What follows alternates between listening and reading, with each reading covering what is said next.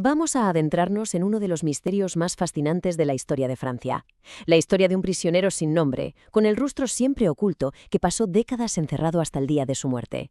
Es una leyenda que ha disparado nuestra imaginación durante siglos, pero ¿qué hay de verdad en ella? Ha llegado el momento de separar el mito de la realidad y descubrir quién fue el hombre de la máscara de hierro. Y si este misterio se hizo mundialmente famoso, tenemos que señalar a un claro responsable, el filósofo Voltaire.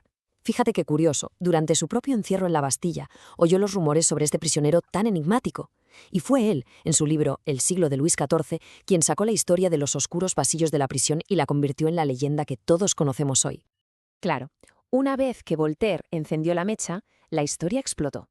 La literatura y la imaginación popular se encargaron de añadirle capas y capas de drama, creando un relato mucho más épico que la realidad. Así que, para empezar, vamos a sumergirnos de lleno en ese mito.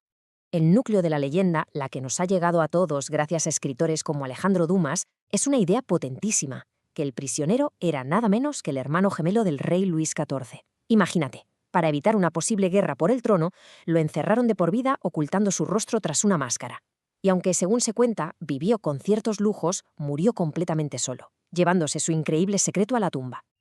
A ver, la historia es una pasada, ¿verdad? Es material de película, pero ahora toca hacer de detectives y separar la ficción de los hechos puros y duros, porque lo que nos cuentan los documentos históricos es, a su manera, todavía más sorprendente.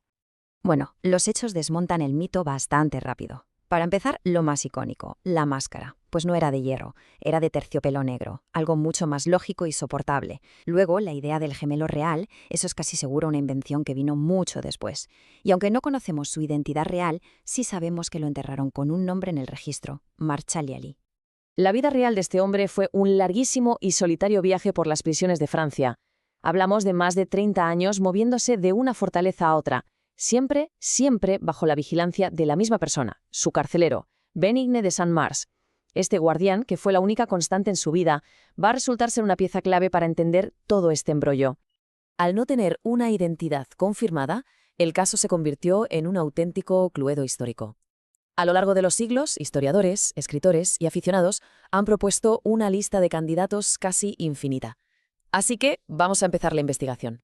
La lista de sospechosos es realmente increíble. Se ha llegado a decir de todo. Que si miembros de la familia real, que si el mismísimo Molière, ministros corruptos, espías.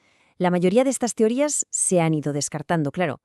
Pero la simple variedad de nombres nos da una idea de la magnitud que alcanzó este misterio.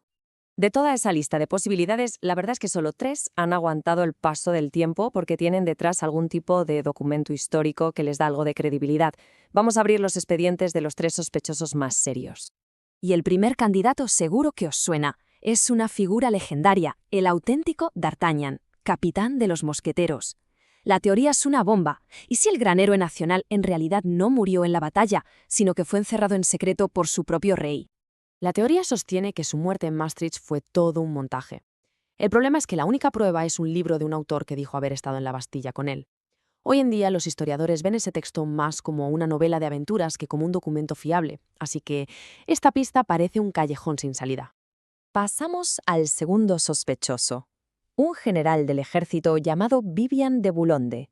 Su nombre apareció en esta historia gracias a algo que parece sacado de una peli de espías, el arte de descifrar mensajes en clave.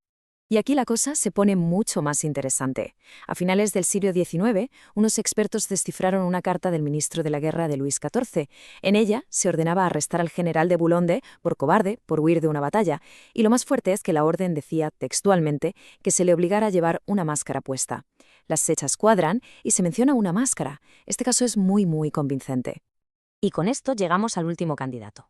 Y es precisamente el que la mayoría de historiadores cree que es la respuesta correcta a este enigma. Y lo más chocante es que no era ni un noble, ni un general, ni nadie importante. Era al parecer un simple sirviente. Su nombre, Eustache d'Auger. Este caso se apoya en un montón de cartas que se cruzaron el ministro del rey y el carcelero Saint-Mars.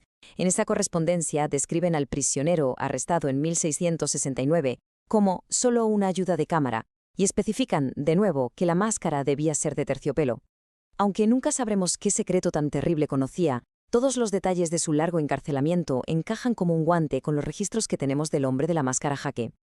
Bueno, después de analizar la leyenda, los hechos y los principales sospechosos, ha llegado el momento del veredicto. ¿Quién fue realmente, según los expertos, el hombre de la máscara de hierro?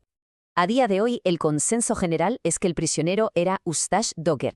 Pero esto nos plantea una pregunta todavía más grande. Si era un simple sirviente, ¿cómo es posible que se convirtiera en el protagonista de una de las mayores leyendas de la historia? Pues la respuesta, por lo visto, tiene más que ver con su carcelero que con él. Parece que la clave de todo este misterio fue simplemente la ambición. El carcelero, Sam Mars, se dio cuenta de que tenía una oportunidad de oro. Al tratar a un prisionero cualquiera como si fuera el secreto mejor guardado del reino, obligándole a llevar máscara, rodeándolo de secretismo, su propia importancia y prestigio aumentaban. Así que la leyenda no nació del prisionero, sino de la vanidad de su guardián. Y esto nos deja con una última reflexión.